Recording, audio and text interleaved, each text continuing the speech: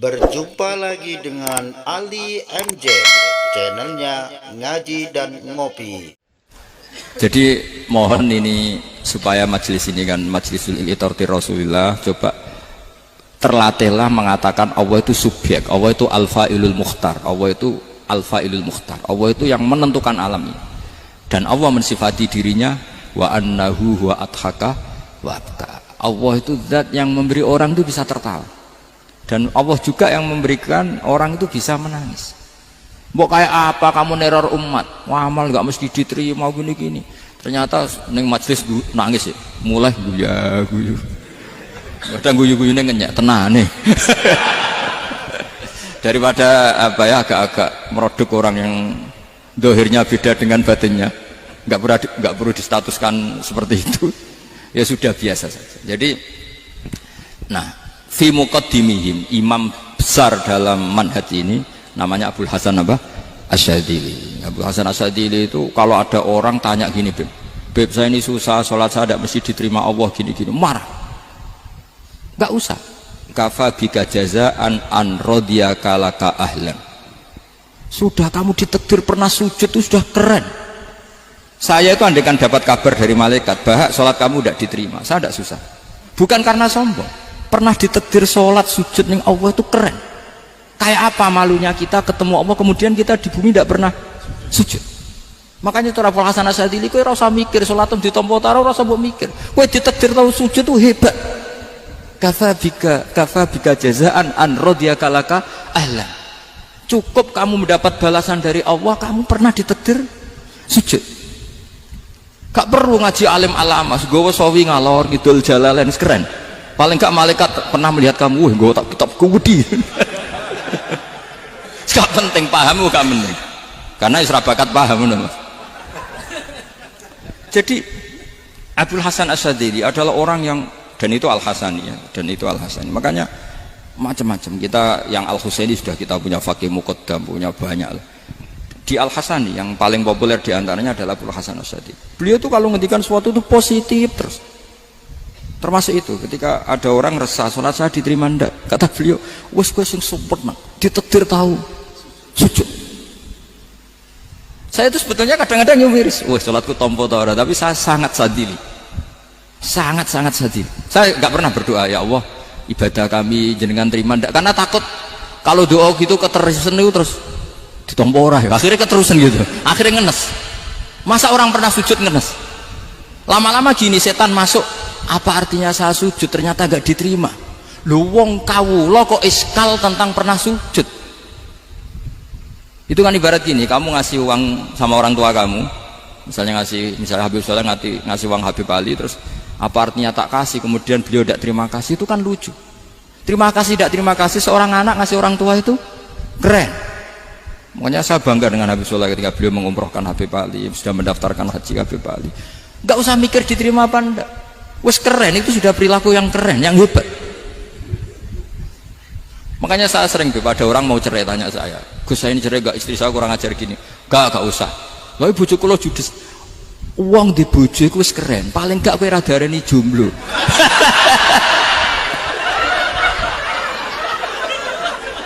Oh, diarani dudul ora enak. Wes luwe sabar di diarani dudo mek diarani bojo judes. Enak bojo judes cek gagah. Di bojo lah. Oh iya. Provokator itu. Jadi kafabika jazaan an radiyaka laka ahlan. Sudah ditakdir pernah sujud itu sudah keren. Dulu ulama ala hadan nampak. Ulama dulu cara berpikir seperti itu. Makanya ulama dulu kalau nafsiri wasjud waqtarib sudah pernah sujud. Di Quran enggak pernah ada ayat wasjud lan sujudo sira ingkana kada wa kada ing kunta mutayakinan biqabuli sujudi. Kan ada sujud ya sujud saja, enggak usah mikir makbul apa enggak makbul. Sudah kalau sujud pasti waqtarib. Terus saya sebenarnya ya sebagai orang ya kadang wedi, salatku ditampa ta ora. Tapi kalau keterusan nanti ada was-was yang mengatakan opo artine sholat. Lu tuh kan ngeri seorang hamba sing uripe ning bumine Allah kemudian menyoal pernah sholat hanya karena takut gak diterima. Itu kan geblek banget. Dan saya jenis kiai yang di partai itu. Saya enggak tahu kalau keneng di kom. Sedih umat masa kamu gak ada keren blas. Jadi nanti kalau misalnya ada manhajnya Habib Soleh yang tidak seperti itu tidak apa-apa, mungkin supaya orang nggak takabur, nggak fakhr, sehingga makanya mulai dulu lama itu ya partainya kalau nggak rojak ya khauf. Nah saya ini yang jelas terang-terangan ikut partai rojak saja, apa? Partai rojak, karena banyak yang sudah di partai khauf. Tapi saya rojak yang bil ilmi tadi. Makanya Sayyidina Umar radhiyallahu anhu itu yang namanya sama sujud. Saya itu punya kitab, Habib Soleh pernah tak tunjukin tulisan tangan saya, muji-muji sujud. Sayyidina Umar ketika ditusuk seorang kila itu Majusi ya. Abu Lu'lu' terkenalnya itu Hulamul Mughirah terkenalnya, ditusuk, dia sahabat, beliau sahabat wali. Jadi nusuk Umar tuh kayak apa? Nusuk Mas Hakom aja dosa besar, apalagi nusuk Umar. Itu ketika ditusuk, dia itu ya punya dendam, namanya manusia itu punya dendam. Artinya namanya orang kan mangkel sama yang nusuk. Kalau orang mangkel itu inginnya kan yang nusuk itu masuk neraka. Tapi apa kata Umar? Ngendikan gini, tanya pertama, yang nusuk saya siapa? Orang Majusi. Orang Majusi, Hulamul Mughirah. Alhamdulillah alladzi lam yaj'al maniyati biyadi rajulin lam yasjud laka sajdatan yuhaju biha indaka yaumal qiyamah. Saya itu senang Gusti, yang nusuk saya orang yang enggak pernah sujud sama jenengan. Jika kalau saya dendam supaya dia masuk neraka, saya enggak takut orang itu nuntut sama saya.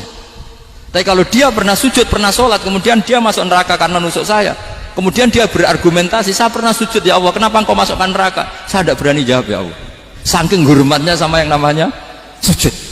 Jadi kamu ada dendamnya kesampaian, cara Jawa ya, dendam dengan tanda kutip ya, tidak makna semestinya. Jadi mangkel lebih sing nusuk, nak mlebu neraka pantas, wong ora tau sujud wae Gusti gitu. Tapi kalau pernah sujud, kemudian dia masuk neraka karena saya, bisa yuhajuni biha yaumal qiyamah. Jadi kayak apa sujud? Saya apa? Nabi itu kalau muji sujud sampai ngingatkan wa hatta takuna sajdatul wahidatu khairan minad dunya wa ma fiha. Nanti kalau kamu di akhirat ketemu Allah, kenangan terbaik kita apa? Di dunia pernah sujud. Keren kan? Cara ning pondok wis tau bayar seharian lho. Cara sowan kiai tau ngampopi Mas. Wis go jajan. Nah tapi kadang syaitan itu masuk tadi. Apa artinya sujud gak mesti ditompo, apa artinya sowan Habib ngaturi ra mesti ditompo, ngaturi kiai. Akhirnya ada ketakutan. Nah kalau ketakutan ini berlebihan lama-lama, ma faidatus sujud. Wah itu sudah buruk sekali, wong hamba kok tanya ma faidatus sujud. Nah ini di pentingnya mazhab-mazhab Syadzili. Jadi saya ngaji agak-agak uraan wa amdan. Kalau ini watak sudah, bukan. Jadi uraan itu ada dua, ada yang amdan bismil ilmunya banyak terus milih manhaj. Insya Allah saya partai itu. Ada yang uraan bakat Mas. Ada ya? Ada apa banyak? Nah sebetulnya khauf juga gitu Bim. Ada khauf itu karena ilm. Ada Habib alim alama atau kiai alim alama, dia tahu masyarakat kalau ngikuti Gus Bak nanti jadi fakhr, kurang tawaduk, terus dia milih partai khauf. Lah yang buruk itu ada kiai yang milih khauf pancen dari awalnya sati cilik ya. Jenisnya wis sati. Jadi sebenarnya dia tidak cukup ilmunya nerangkan khauf, cuma jenisnya wis sati cilik. Wong ning omah lawang dikunci ono gludak-gludak, ono hantu putih. Jadi ya sama, yang bawa rojak bisa bawaan dablek, yang bawa khauf bisa saja bawaan ati cilik. Nah kita ingin yang bawa rojak ya bismil ilm, yang bawa khauf juga bismil ilm. Ya ono teh Mas, wong sing ati gede, pegawene dua blek, tapi enggak bawaan rojak, memang bawaan dablek. Ada yang ati cilik tapi bawaan khauf. Jadi mengatakan khauf tapi sebetulnya bawaan ati cilik. Nah kita inginnya ndak, kalau rojak ya bismillah kayak Abdul Hasan Asyadzili, kalau yang kampanye khauf kayak Sayyid Abdul Haddad bawaan apa? Ilm. Sehingga kita ini Qul inni ala bayyinatin mir rabbi, semua itu berdasar ilmu sing jelas welo-welo. Makanya semua nabi memaklumatkan apa? Qul inni ala bayyinatin mir rabbi. Jadi semua ilmu syaratnya apa? Bayyinah. Bayyinah itu kebenaran ilmiah sing jelas welo-welo. Makanya itu yang disebut Allah Subhanahu wa taala mensifati kekasihnya yaitu Nabi Muhammad SAW, lam yakunil ladzina kafaru min ahlil kitabi wal musyrikina munfakkina hatta ta'tiyahumul bayyinah rasulun minallah yatslu suhufam mutahharah. Niku Kanjeng Nabi saking cerdase meneh tek wong Islam, wong musyrik, wong kafir ngerti logika yang dibangun Nabi saja kuat infikak dari kemusyrikannya, makanya disebut munfakin. Orang-orang musyrik, orang-orang kafir tidak munfakin, tidak tercerabut dari akar akidahnya hatta ta'tiyahumul bayyinah. Itu siapa? Rasulun minallah yatslu suhufam mutahharah. Masyhur itu debatnya Nabi dengan orang-orang musyrik. Mereka bilang, ya Muhammad, kita ini urusannya banyak, kasusnya banyak, lalu anda mengajarkan ke Tuhan satu, masa urusan banyak cukup Tuhan satu? Itu enggak fair Muhammad. Aja'alal alihata ilaha wahida inna hadza la syai'un ujab.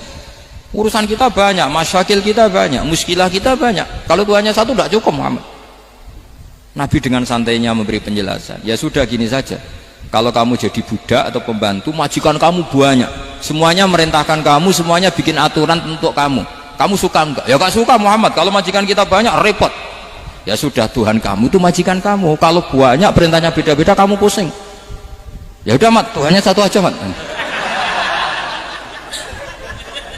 Karena Nabi bayyinah, orang itu bisa dibalik-balik pikirannya. Dan makanya disebut daraballahu masalah rajulan fihi syuraka'u mutasyakisuna wa rajulan salamal lirajul hal yastawiyani masalah alhamdulillah. Jadi Nabi itu kalau adu argumentasi itu luar biasa. Jadi segampang itu Nabi memberi apa? Argumentasi. Karena beliau adalah al-hujjatul balighah. Jadi Nabi itu gak pernah kelak. Pernah Nabi debat sama orang Yahudi, Muhammad, saya ini turunan Ibrahim, kita ini Israel ya, kita tahu Israel adalah turunan Nabi. Israel nama lain dari Yakub, Yakub bin Ishak bin Ibrahim. Padahal Yakub ini punya anak namanya Yahuda, makanya Yahuda bin Yakub bin Ishak bin. Kita ini yang mirip Ibrahim, bukan kamu. Tapi orang Yahudi itu nggak hafal nasabnya, sehingga mereka bilang kita ini saking baiknya Ibrahim saja pengikut kita. Terus digojlok oleh Nabi, Ibrahim itu buyute Yahuda, makanya digojlok, ha antum haula'i hajatum fi ma lakum bi ilm falimatu hajuna fi ma laysa lakum bi ilm. Kita adu debat itu sudah ilmiah, kenapa kamu menjadi tidak ilmiah? Kenapa Muhammad? Terus Allah menurunkan wa ma unzilatit taurat wal injilu illa min ba'di afala ta'qilun. Artinya gini, kalau Ibrahim dikatakan Ibrahim Yahudiyah, itu sama dengan saya berkali-kali podo karo sampean misalnya ngendikan Mbah Zubair itu pengagumnya Gus Roji misalnya. Padahal Gus Roji bin Ubab bin Maimun bin Zubair, misalnya Gus Roji bin Kiai Haji Ubab bin Kiai Haji Maimun bin Kiai Haji Zubair. Nah Ibrahim itu kan Yahuda bin Yakub bin Ishak bin Ibrahim. Terus mereka bilang Ibrahim itu pengikut Yahudi. Itu kan kebalik-balik. Kayak Habib Hasan itu pengagum Habib Soleh. Kan Habib Hasan rohnya ini gimana, ini sih mbahnya kok dianggap. Nah sehingga orang Yahudi ketika Nabi berdebat beda dengan Nabi Muhammad SAW. Ketika ditanya, kenapa kamu yakin agama tauhid? Millata abi, karena ini agama nenek moyang saya. Millata abikum apa? Ibrahim. Jadi jelas. Akhirnya orang Yahudi ngerti. Ya kan sama dengan mengatakan tadi Pak Karno itu pengagum Puan Maharani. Kan aneh nggak kalimat itu? Mbah Hasyim Asy'ari itu pengagum Gus Dur. Gak lucu. Itu debat. Jadi Nabi itu orang yang bayyinah. Bayyinah itu kalau menerangkan kebenaran itu bahkan orang kafir pun bisa infikak, bisa munfakin, tercerabut dari akar kekafiran. Nabi itu mudah sekali merubah logika. Makanya di Quran sering ada kata aro'aitum, karena memang tadi. Nah saya mohon apapun pilihan anda rojak kayak Abdul Hasan Asy'adili tadi. Ketika orang resah sujudnya diterima apa enggak, sholatnya diterima apa enggak, beliau bisa berargumentasi betapa pentingnya sujud. Wes aja kowe iku kawula, tahu sujud itu keren. Sampean bayangkan betapa malunya kita kalau kita ketemu Allah kemudian di dunia enggak pernah. Lho paribasane kula mlebu swarga lah iku isin. Mlebu swarga tapi ning donya ora tahu. Isin. Sama seperti kowe di guru, saurip-uripmu ora tahu salam templek isin. Kira-kira seperti meskipun salam templek ora penting ya ora penting toh, misalnya soleh salam templek 50.000 duwe wis akeh ngono kan. Nama sakom penting kudu rokok. Itu bukan nilainya kok, betapa malunya kita. Saya dulu mau sarang, andai kan tidak pernah khidmah sama, iya malu tenan sebagai apa? Santri. Makanya Sayyidina Umar ketika beliau dibunuh orang, itu pertanyaan pertama, dia pernah sujud enggak? Enggak pernah. Andai kan dia pernah sujud, maka saya tidak berani masukkan dia masuk neraka. Takutnya dia protes sama Allah, ya Allah saya pernah sujud, kenapa harus di neraka? Atau Umar ditanya Allah gini, Umar, kue ridho wong sing tahu nyembah aku kemudian dia di neraka, kayak apa? Jadi makanya Umar ketika wafat ketika alhamdulillah alladzi lam yaj'al maniyati biyadi rajulin lam yasjud laka sajid. Ya, jadi saya mohon sekali, jadi majelis ini sebuah majelis mubarak, caranya tauhidnya dibenarin, apa tauhidnya dibenarin. Jadi Allah itu adhaka wa abka, Allah itu al-hadi, Allah itu ar-razzaq. Sehingga menteri ekonomi mbok salah rumusnya lah wong tetep mangan. Mergo Allah itu ar-razzaq. Mbok negara dikelola keliru lah wong tetep mangan, wong Allah itu ar-razzaq. Kiai rada akeh sing di masalah. Tapi ya tetep agama ini jalan. Lho andai kan syaratnya agama ini kiai ini bener, wah ya repot. Kowe iso bayangno masakom bener terus. Tapi agama ini berkali-kali, coba di TV itu banyak nyun sewu, ada ustadz, ada kasus apa, ada kiai, kadang ada masalah hukum. Agama ini jatuh enggak masalah. Padahal di TV itu sudah dinasionalkan kan, ada kiai terlibat kasus hukum atau ustadz tertangkap karena melakukan apa gitu. Tapi enggak ngefek, karena agama ini bihifdzillah wa biriayatillah. Sama. Negara mana-mana kadang manajemen ekonominya enggak jelas, tapi masyarakat ya makan karena Allah Razzaq. Sama, aku kancanan Mas Ako mengeluh, tapi Allah adhaka, akhirnya iso guyu. Padahal orang untungnya belas kancanan dede. Tapi karena Allah itu adhaka. Nah kita dengan istri yang kita cintai, dengan keluarga kadang yang nangis. Karena Allah itu zat yang bisa memberi abka. Wa annahu wa adhaka wa abka. Terus wa annahu wa amata wa ahya. Kita tidak ingin mati, wa ya mati ya mati saja karena kita objek. Hidayah itu seperti itu. Allah al-hadi, apa? Allah itu kayak apa Korea, negara ateis. Nggak kebayang di sana ada ngaji Aqidatul Awam, Mabadi' Fikih. Sekarang banyak. Saya tuh kalau beli Aqidatul Awam kerdusan, kirimkan ke Korea. Sebelum saya ke Korea, karena sebagian santri saya di Jogja. Di sana ada ngaji Aqidatul Awam, ngaji Takrib. Bahkan saya di sana dilagokno sa'duna fid dunya. Kayak apa Allah kalau ingin bikin hidayah? Karena Allah itu al-hadi. Wong Indonesia digerakno seneng duit. Bareng gue seneng duit mau apa? Korea. Setelah di Korea tersiksa karena gak ada tempat sujud, akhirnya urunan. Segampang itu kalau Allah mengendaki. Itu gak dibenem MUI, gak dibenem, karena Allah al-hadi. Jadi saya mohon sekali tauhid ini dibenerin dulu. Allah tetap al-fa'ilul mukhtar, apa? Al-fa'ilul mukhtar, sehingga Allah mensifati dirinya adhakawa. Mbok kamu bendung kayak apa, orang ngaji saya tetap guyu. Sekarang iso mbuli saya, oh Gus Pak piye ngaji sejak guyu. Allah yang memberikan guyu kamu itu. Andai kan sesuai status kamu, kowe ora ngarep guyu. Utang akeh, jatuh tempo, bojo ora percaya. Gede-gede ya, kayak paham. Ya jadi ini tak isyatkan jenengan, saya ini tadi bawa kitab Fathur Rahman di Thalibi Ayatul Quran, mau tak kasihkan hadiah ke saya itu Marhafid sebagai penyempurna karena beliau sudah Al-Husaini. Semoga ini dapat barokahnya Al-Hasani. Ini dikarang oleh zurianya Abdus Salam bin Masis. Abdus Salam bin Masis adalah guru dari Abul Hasan apa? Asyadili. Jadi kita tahu Sahibul Hikam Ibnu Athaillah As-Sakandari muridnya Abul Abbas Al-Mursi. Beliau muridnya Abul Hasan Asyadili. Beliau muridnya Abdus Salam bin Masis. Yaitu alami zada ini min dzurriyyati Abdus Salam bin Masis. Jadi ini Al-Hasani. Jadi ini sudah klub karena mulai dulu ya tradisinya gitu. Banyak sabaib ngaji barojak, bafadol. Nanti yang bafadol barojak yang ngaji Habib lagi. Seperti sanadnya Soleh di Sarang. Ya Soleh ngaji Mbah Mun. Tapi Mbah Mun ngaji Sayyid Alawi Sadat ya. Ngaji Sayyid Zaini Dahlan. Nanti setelah Sayyid Zaini Dahlan ngaji Ajam lagi Usman Adim Yati. Jadi ya biasa mulai dulu silsilah ya seperti itu. Jadi seperti dulu Ibnu Abbas termasuk Qorobatul Rasulillah. Jadi dulu Qorobatul Rasulillah itu Bani Hasyim sama Bani Muttalib. Tapi kalau sekarang ya tentu para sadat, para habaib. Dulu biasa Ibnu Abbas ngaji ke Zaid bin Sabit. Itu Ibnu Abbas yang mencium tangannya Zaid bin Sabit. Tapi Zaid bin Sabit juga mencium tangannya Ibnu Abbas karena karobati Rasulullah Shallallahu Alaihi Wasallam. Jadi saya mohon semuanya itu insaf bil ilm, ya, insaf bil ilm. Kayak tadi munfakina hatta ta'tiyahumul bayin. Jadi bayina itu orang yang kalau menerangkan itu memberi penjelasan sing jelas welo.